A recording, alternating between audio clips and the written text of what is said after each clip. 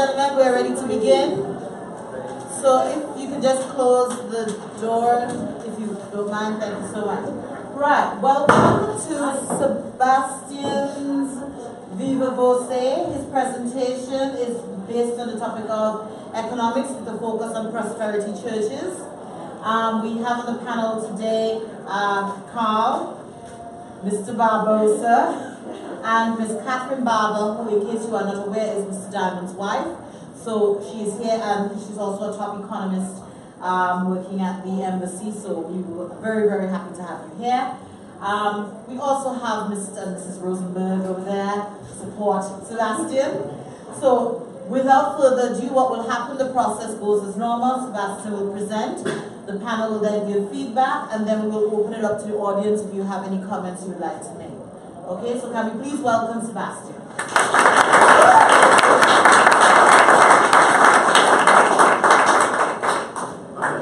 Hello everyone.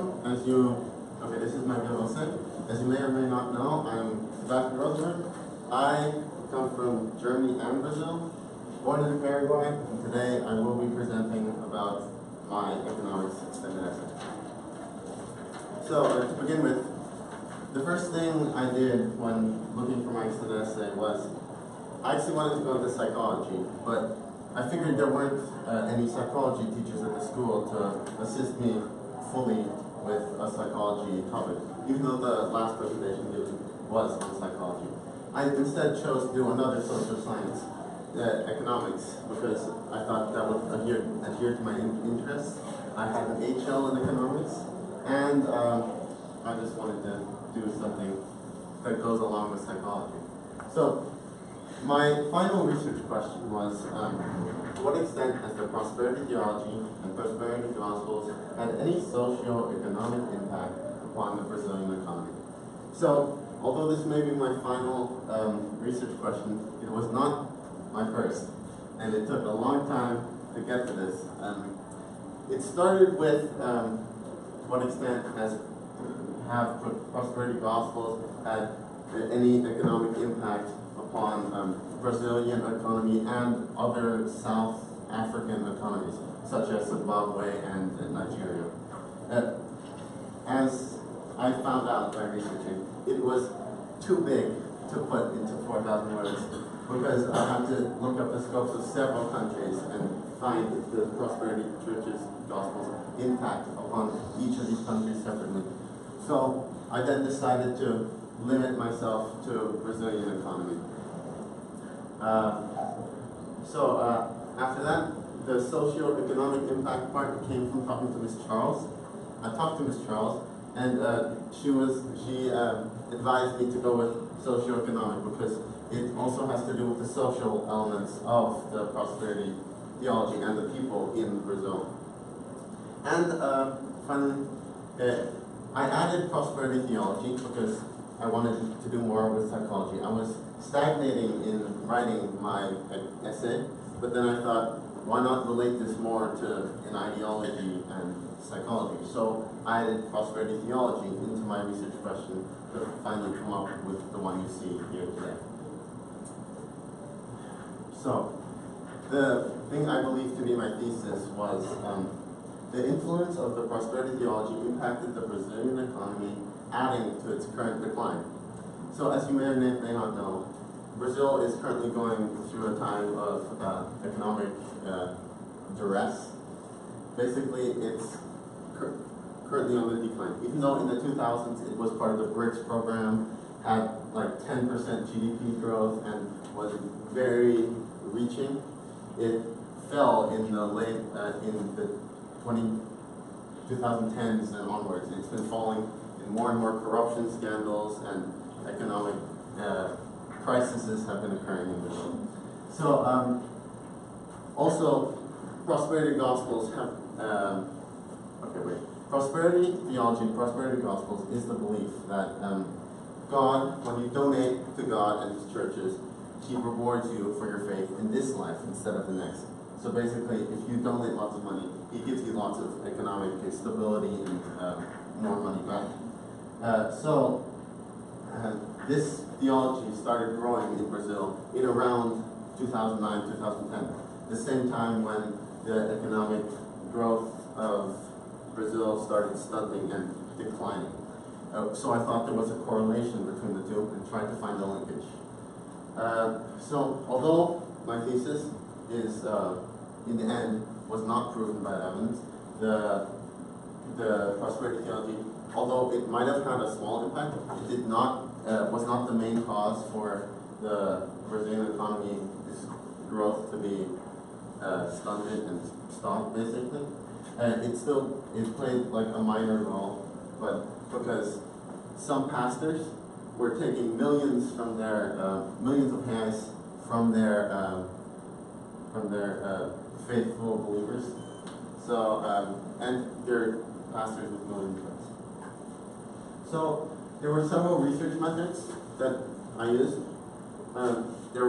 I used primary and secondary research, mostly secondary research because there wasn't much primary research to be done.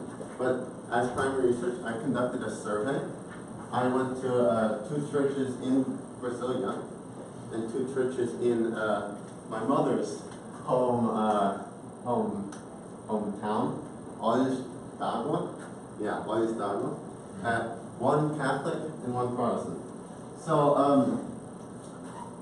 for secondary research, I used several different articles found online and lots of data presented by sources such as the World Bank and several surveys conducted by a research center named Pew Health Center, which also helped my topic a lot. What I found out was that for my survey, I found out that more Protestants usually donate more to their churches than Catholics do, and are also believe more that faith rewards them in this life, as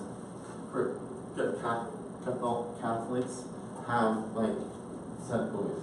And also, I found that in Olhos d'Água, more people donated more of their incomes than in Brasilia because they earned less money. And for my secondary research findings, the articles were usually about how prosperity churches were taking money from their followers, and but there were also some articles stating that they had been saved by this, saying that God did reward them in this life, and they had grown economically stable by donating to these churches. So articles yielded mixed results and showed both sides. And from the data, I could see lots of things. For the World Bank, I found out about Brazil's economic decline and economic growth in the 2000s, and from this these surveys by Pew Research Center, helped me find out how the Brazilian overall thought about God rewarding them in this life and all these elements of the prosperity theology. So, some challenges that I faced were there were primary and secondary research challenges. The primary research challenge was conducting the survey. It was difficult going to these places and asking these random strangers about their beliefs and how much money they earn. It's kind of disrespectful if you think about it. But I had to go through it. And for secondary research challenges, finding articles on prosperity theology and prosperity gospels, there weren't many available, but I managed to find most that were available. And the data was actually rather simple to find, surprisingly, but interpreting the data and putting it into my essay was difficult in itself. So, my advice to the people that come after me is pick a topic you enjoy. It's much easier to focus and do your extended essay is to pick a topic you enjoy and also a subject you enjoy. Although we might not offer it at school, it's still better to do something you enjoy doing than focus on something that you like but isn't pick a subject you enjoy doing. And lastly, and probably most importantly, is your time management. What happened with me was I ended up not managing my time well enough, did it in bursts, and ended up lagging behind the rest of my class. But I ended up finishing it on time, and so time management is really important when he does it. So I actually had a question for the panel about my footnotes. I'm wondering if I did them correctly because the panelist, Carl, over here said that the footnote, the way I did the footnotes isn't with MLA standard form. No, it's what was with Harvard. Harvard, but you need to be following the MLA. Did I, so how would I footnote my things correctly? Was it correct or? Actually, no. But you just follow the MLA. So I have this feedback. Okay, thank you. Okay. So, are there any questions from the panel to me? Obviously, that's that calm for that presentation.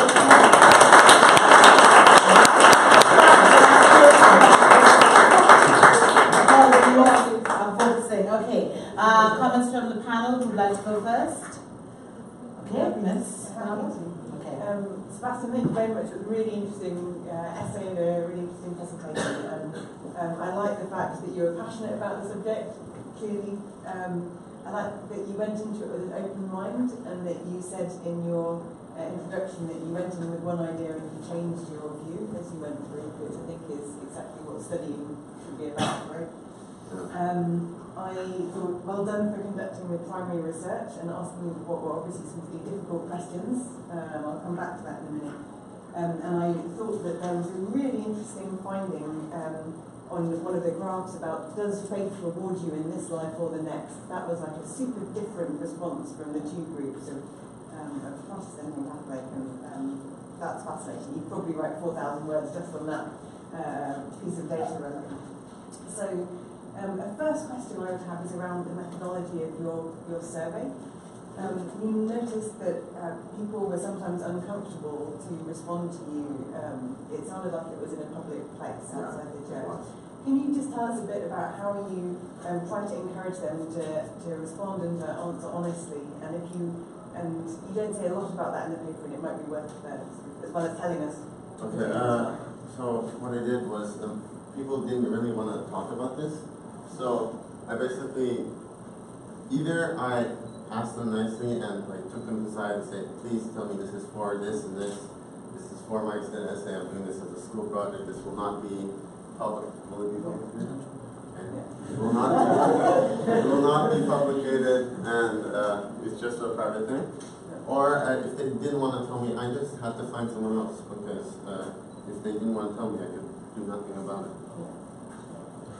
So I guess including some of that in here, and maybe also reflecting on if you were doing it again, would you do anything differently to get more people to what to do now?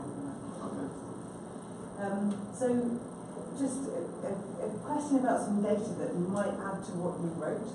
You talk about Brazil's growth overall as a country over a decade and a bit, and you talk about membership of different churches. And I wondered whether it would be useful to look at, if it's possible to look state by state, for example, within Brazil, whether that sort of data exists, to see if there's more of a correlation between the membership of churches and growth rates. Again, it's correlation rather than causation necessarily, but it might give you something. And I was also curious about the demographics of who goes to what kind of church. So I didn't see a lot in here about, is it people from middle class, aspiring middle class, working class? Is it younger people? Like, are there differences between who goes to what kind of church? And then do you know anything about their economic outcomes as well? So. Yeah, I didn't think that. I should look at it. I think one more idea and one source to suggest to you, and then I'll hand over to my fellow panelists. One idea is there's a concept of social capital, which is, I don't know if it comes up on the IB economics, but it's an idea that if you have a good network of friends or contacts, people that you're bonded with in some way through a sports club, through a church, etc., that can help you be successful. That feels kind of obvious, but economists have turned it into a theory and written about it, social capital.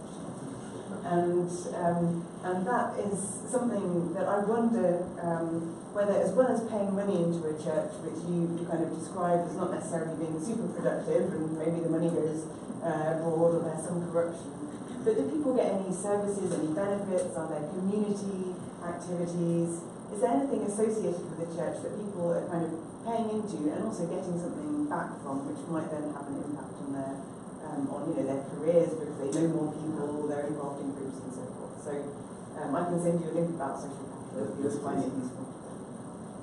Thank you.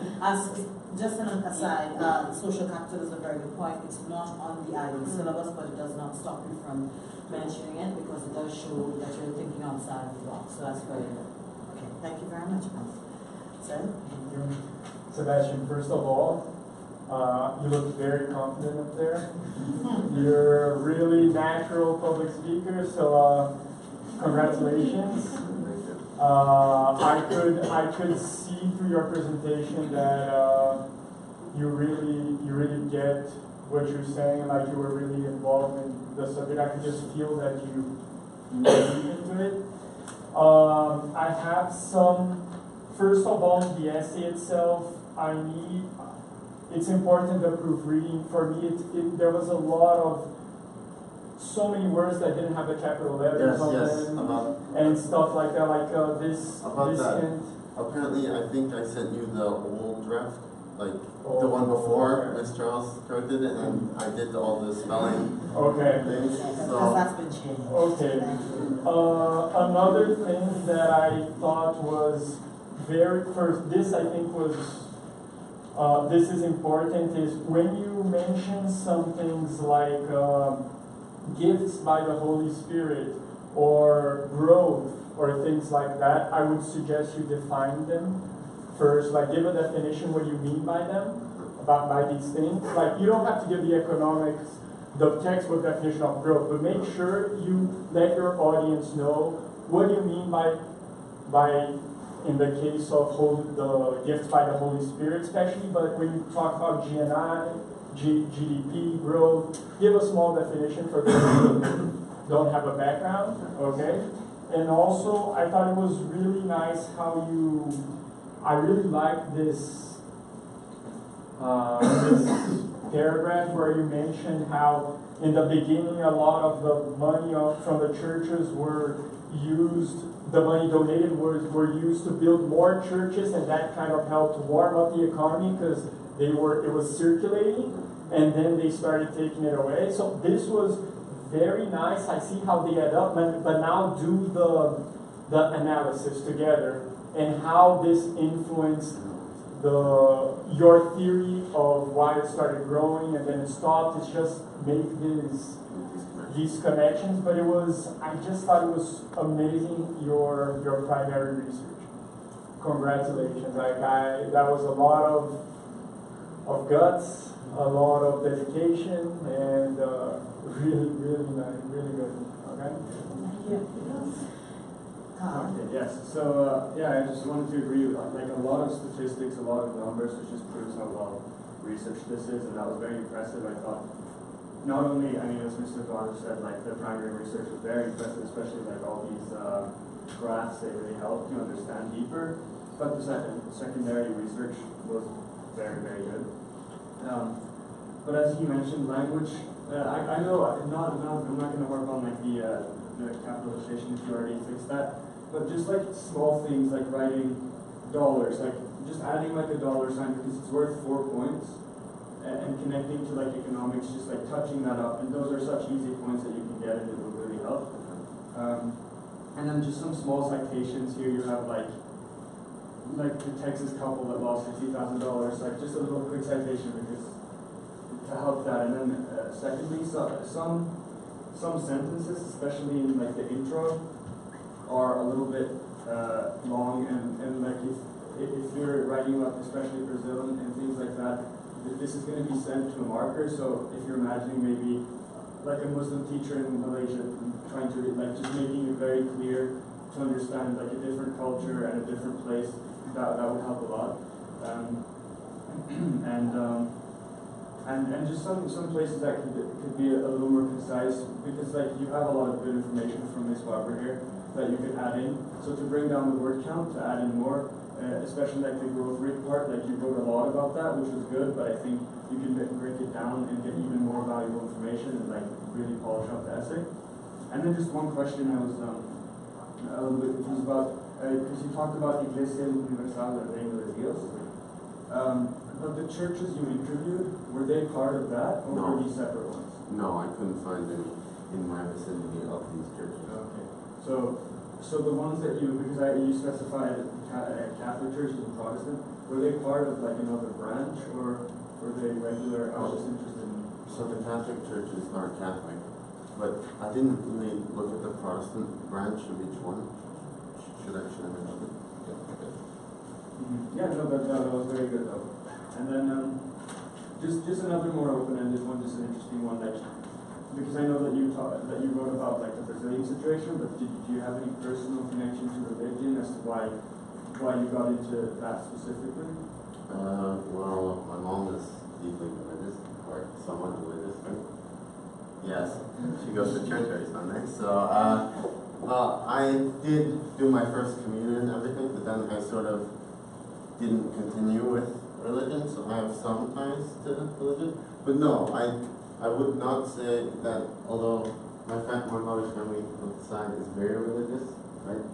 Yeah, I would not say that I have deep ties in religion myself.